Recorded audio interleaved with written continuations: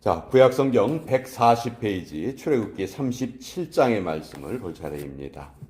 출애굽기 37장 1절에서 9절까지의 말씀입니다. 하나님이 성막에 여러 기구를 만들라 하셨는데 특별히 언약궤에 대한 내용입니다. 출애굽기 37장 1절부터 9절까지의 말씀 같이 읽겠습니다. 시작. 부살렐이 조각목으로 궤를 만들었으니 길이가 2규빗 반, 너비가 1규빗 반, 높이가 1규빗 반이며 순금으로 안팎을 싸고 위쪽 가장자리로 돌아가며 금테를 만들었으며 금고리 넷을 부어 만들어 네 발에 달았으니 곧 이쪽에 2고리요 저쪽에 2고리이며 조각목으로 채를 만들어 금으로 싸고 그 채를 궤 양쪽 고리에 꿰어 궤를 매게 하였으며 순금으로 속죄소를 만들었으니 길이가 2규빗 반, 너비가 1규빗 반이며 금으로 그룹 둘을 속죄소 양쪽에 쳐서 만들었을 때 한 그룹은 이쪽 끝에 한 그룹은 저쪽 끝에 곧 속죄소와 한 덩이로 양쪽에 만들었으니 그룹들이 그 날개를 높이 펴서 그 날개로 속죄소를 덮었으며 그 얼굴은 서로 대하여 속죄소를 향하였더라. 하나님의 말씀입니다. 아멘. 자, 출애굽기 이 뒷부분은 하나님께서 성막을 만들라고 지시하시고 하나님의 지시대로 성막이 하나하나 그 안에 있는 성구들은 물론이고 또 성막 그 규격대로 모든 것이 완성되어 가는 것을 보여주십니다. 근데 이 출애굽기 뒷부분은 상당히 읽는데 어렵습니다. 쉽지 않아요. 좀 지루하게 느껴지기도 해요. 왜 이렇게 복잡한 과정을 거쳐서 아주 세밀하게 알려주시는가? 사실 이 성막의 이 기구들, 성구들에 대한 규격은 이미 한번 모세에게 하나님이 다 말씀해 주셨거든요. 그리고 그대로 만들었는데 만드는 과정에서 한 번 더 그 복잡한 규격과 세밀한 내용이 한 번 더 되풀이돼서 설명이 돼요. 그러니까 우리는 한 번 읽어도 읽기 어려운데 이걸 두 번씩이나 비슷한 내용을 읽게 되니까 왜 이렇게 성경이 이 부분에 대해서 강조를 했을까? 그걸 우리가 궁금하게 생각하게 되는데요. 성막은 쉽게 말해서 하나님께서 이스라엘 백성들을 만나주시는 하나의 가시적인 장소였습니다. 출애굽기의 구조를 보면 하나님이 애굽으로 내려갔던 이스라엘 백성들이 그곳에서 너무 오랫동안 학대를 받고 노예 생활을 하잖아요. 그래서 그러니까 하나님께 대한 그들의 그 기도가 사무쳤다, 상달되었다 그런 표현이 나오죠. 그래서 하나님께서 사람을 한 사람 준비하십니다. 그 한 사람이 바로 모세죠. 근데 모세의 준비 과정이 그렇게 짧게 바로 이루어지지 않았어요. 80년이나 걸렸어요. 그렇죠? 한 사람을 준비시키는데 하나님이 80년의 시간을 사용하셔서 한 인물을 준비하십니다. 그 사람이 바로 모세죠. 자, 모세를 이제 바로에게 보내십니다.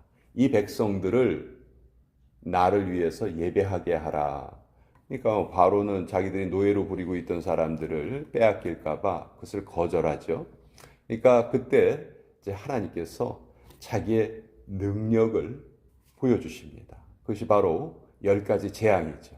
하나하나 재앙을 내리시면서 그 애굽은 당시 다신교 사회였어요. 여러 신을 섬깁니다. 근데 그 10가지 재앙에 나오는 그 재앙의 내용이 보면 다 애굽 사람들이 섬기는 그 신들과 관련이 되어 있거든요. 나일강을 신으로 섬기기도 하고 파리가 그 새끼를 많이 낳잖아요. 그러니까 다산을 소중하게 생각했던 이집트 사람들은 파리도 막 숭배를 했거든요. 그러니까 뭐 깨구리, 파리 뭐 이런 것들을 다 하나하나 다 하나님께서 심판하세요. 그러면서 온 천하에 하나님 한 분만이 참 신이시라는 것을 증명을 하시죠. 그러니까 그것을 다 처음에는 저항하던 바로가 나중에 10번째 재앙을 당하고는 그냥 항복을 해버리고 맙니다. 그래서 이스라엘 백성들이 430년 동안이나 고생을 했지만 그 애굽에서 탈출하는 것은 하룻밤 만에 이루어집니다. 자, 그 이스라엘 백성들이 이제 어디로 가게 되냐면 하나님이 그들을 쭉 이끌어 가시죠. 어디로 이끌어 가시냐면 시내산으로 이끌어 가세요. 그 시내산에서 이스라엘 백성들이 다른 사람들은 시내산 밑에 있고 하나님이 모세를 불러 올리시죠. 모세를 불러 올리셔 가지고 모세가 거기에서 40일 동안 금식하며 기도하고 또 하나님의 말씀을 듣습니다. 그것이 이제 하나님이 이스라엘 백성들과 계약을 맺으신 거예요. 너희는 나의 백성이 되어다오. 제사장 나라가 되어다오. 그러면 내가 너희에게 모든 복을 쏟아 부을 것이다. 내려주겠다. 이렇게 하나님이 약속을 하셨죠. 자, 그리고 눈에 보이지 않는 하나님이 이제 그 약속을 체결하시고 앞으로 그들과 늘 함께 거하신다는 것을 눈으로 보여주시려고 하십니다. 눈으로 하나님이 거하신다는 그 증거를 보여주세요. 그것이 바로 성막이죠. 그래서 성막을 만들어라. 그러니까 하나님이 이스라엘 백성과 약속을 맺으시고 그 하나님이 이스라엘 백성들과 늘 함께 하신다는 증거로 성막을 만들게 하셨어요. 그리고 그 안에 있는 여러 도구를 하나님이 일일이 다 지시하시고 그대로 만들게 하셨어요. 자, 이건 뭘 의미하냐면요. 우리가 인간이 하나님을 만나는 방법은 반드시 하나님이 정하신 방법으로 만나야 한다. 이걸 우리에게 알려주시는 거예요. 일반적으로 사람들은 신을 만나려 할 때 무엇으로 만나려 하죠? 나의 방법으로 만나기를 원합니다. 가장 일반적인 게 뭐예요? 내가 정성을 보이는 거죠. 내가 막 모든 것을 신에게 드리는 거예요. 바치는 거예요. 시간도 드리고 정성도 드리고 막 어떤 때는 내 몸을 상하게까지 합니다. 그래서 내가 이만큼 당신을 만나기 원합니다. 그러니 나에게 나타나소서.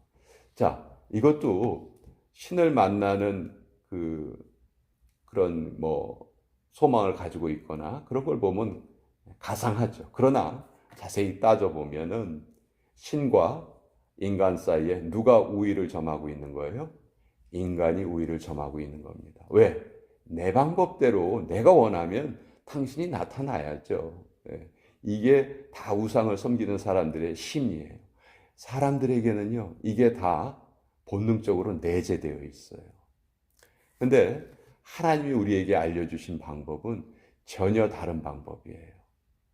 인간이 하나님을 만날 수 있는 방법은 오직 한 가지, 하나님이 정하신 방법을 따르는 것이다. 그것이 이제 구약 시대에는 성막으로 계시가 됩니다. 성막에서 하나님이 이스라엘 백성들을 만나 주시는데 성막의 핵심은 지성소예요. 가장 거룩한 그 지성소. 근데 그 지성소 안에는 무엇이 놓여져 있냐면 법궤가 놓여져 있단 말이에요. 그 법궤를 어떻게 만들어야 하는지를 다시 한번 설명해 주신 내용이 오늘 우리가 읽은 내용이죠. 자, 이 법궤는요, 조각목으로 만듭니다. 조각목은 말 그대로 나무가 조각조각 되어 있는 거예요. 그러니까 어떤 나무냐 하면 우리가 지금 뭐 가구의 재료로 사용하는 그렇게 좋은 나무가 아니고 광야에서 자라는 나무들은 그렇게 좋은 나무가 없거든요. 조그만 나무들이에요. 그러니까 쉽게 말하면 버려진 나무들이라고도 볼 수 있어요. 광야에서 가장 흔하게 구할 수 있는 나무가 조각목입니다. 근데 그 조각목을 이어서 만들 때 그 조각목에 금을 입힙니다. 금을 입혀서 상자를 하나 만들어요. 그 상자의 규격도 다 나와 있죠. 자, 그 상자를 만들고 더 중요한 것은 그 상자를 덮는 뚜껑을 하나 만들어야 됩니다. 근데 이 뚜껑은 처음부터 순금으로 만듭니다. 그러니까 상자를 만드는 재료는 나무에다가 금을 입혀서 상자를 만들고 그 뚜껑만큼은 처음부터 순금으로 만들어요. 그리고 이 순금으로 만든 뚜껑 양쪽 끝에는 그룹, 천사의 형상을 새겨뒀습니다. 이 두 천사가 날개를 다 마주 대고 이렇게 양쪽 끝에 상자 뚜껑의 양쪽 끝에 조각이 돼 있어요. 그러면 그 상자 뚜껑과 이 천사의 두 날개가 맞닿은 그 중간에 그 공간이 있잖아요. 이 중간의 공간을 하나님께서 속죄소 혹은 시은소 이렇게 불렀어요. 그러니까 속죄소라는 것은 백성의 모든 죄가 용서되어지는 장소. 그래서 대제사장이 1년에 한 번 그 대속죄일 날 이스라엘 백성들의 죄를 짊어지고 지성소에 들어가죠. 그러면 그 제물을 죽인 피를 그 시은소 위에 뿌립니다. 그 법궤 주변에 뿌려요. 그러면 하나님께서 그들의 죄를 사해 주시는 거죠. 그것이 이제 속죄소 혹은 시은소라는 것은 베풀 시자 은혜 은자거든요. 하나님의 은혜가 베풀어지는 곳. 무슨 은혜? 죄 사함의 은혜가 베풀어지는 곳. 그것이 이제 그 법궤예요. 근데 이 법궤 안에는 십계명의 두 돌판이 담겨져 있고 그 양 옆에는 바깥에는 만나 항아리하고 아론의 쌍난 지팡이를 그 옆에다가 두었습니다. 그래서 가장 이스라엘 백성들에게 상징적으로 하나님의 은혜를 보여주는 그런 것들 세 가지가 그 지성소 안에 들어가 있는 거예요. 자, 이것을 아무나 아무 때나 들어갈 수가 없었죠. 하나님이 정하신 때에 하나님이 정하신 사람만이 그 안에 들어가서 죄를 용서받을 수 있었던 거죠. 자, 이 성막은 결국은 무엇을 상징합니까? 신약으로 오면 이 모든 구약의 제사를 완성하신 예수님을 상징하는 거죠. 그러니까 하나님을 만나는 방법은 인간이 자기 마음대로 아무 때나 자기의 방법으로 만나는 것이 아니고 반드시 하나님이 정하신 방법으로 만나야 한다 하는 것을 이 성막이 우리에게 알려주시고 그 성막의 완성이 바로 예수님이시죠. 그러니까 오늘날에도 마찬가지예요. 우리가 하나님을 만나고 싶으면 우리 마음대로 하나님 저 만나고 싶어요 해서 하나님을 만나는 것이 아니고 누구를 통해서 만나는 거죠? 예수님을 통해서 우리가 하나님을 만날 수 있다. 이것이 하나님이 정하신 하나님의 법칙이에요. 인간이 하나님을 만나는 유일한 방법은 하나님이 정하신 방법을 따르는 것이죠. 그래서 성막이 그렇게 중요하고 그 성막은 바로 예수님 우리에게 계시해 주시고 그래서 구약 성경에서 출애굽기에 보면 성막에 대한 내용이 아주 길게 이상할 정도로 길게 출애굽기 25장서부터 40장까지 아주 많은 부분을 이 성막이 우리에게 계시가 되어 있는 거죠. 이렇게 어떻게 보면 지루해 보일 수 있는 내용이지만 이렇게 세세하게 알려주신 이유는 아까도 말씀드린 것처럼 사람이 하나님을 만나는 방법은 사람이 정하는 것이 아니다. 반드시 하나님의 방법을 따라야 한다. 그래서 출애굽기 뒷부분에 보면 그 자주 반복되는 그 구절이 있는데 말씀하신 대로 이루어졌더라. 말씀하신 대로 만들었더라. 말씀하신 대로 지켰더라. 뭐 이런 것들이 계속 반복되어지는 이유가 바로 그런 내용이다. 그래서 오늘 이 출애굽기 37장을 통해서 오늘도 우리가 하나님을 만나고 싶을 때에는 우리의 방법대로 만나는 것이 아니고 하나님이 계시해 주신 예수님을 통해서만 우리가 하나님을 만날 수 있다 하는 것을 오늘 이 말씀을 통해서 우리가 한번 나누어 보았습니다. 자, 오늘 수요일 아침이죠.